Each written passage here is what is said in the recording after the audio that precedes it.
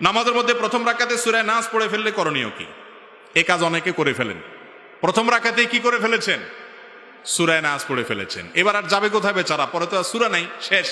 তাহলে দ্বিতীয় রাকাতে কোনটা পড়বে বেচারা? বিপদে পড়লো কি পড়লো না? তো এই বিপদ থেকে উদ্ধার হওয়ার পথ হলো সূরা নাস পড়ে ফেলেছেন প্রথম রাকাতে, দ্বিতীয় রাকাতেও আবার সূরা নাস পড়ে নেবেন। দ্বিতীয় রাকাতে আবার কি করবেন? সূরা ফাতিহার পরে সূরা নাস পড়ে নেবেন, নামাজ হয়ে যাবে। এর জন্য কোনো সিজদায়ে সাহু দিতে হবে না। সাধারণত কোরআন তেলাওয়াতের আদব হলো, নিয়ম হলো, আপনি ধারাবাহিকতা রক্ষা করে তেলাওয়াত করবেন, উল্টা তেলাওয়াত করবেন না। প্রথম রাকাতে সূরা নাস, পরের রাকাতে কুল হুয়াল্লাহ পড়লেন বা কুল ফালাক পড়বেন, এরকম উল্টা পড়বেন না। এটা হলো সুন্নতের খেলাফ।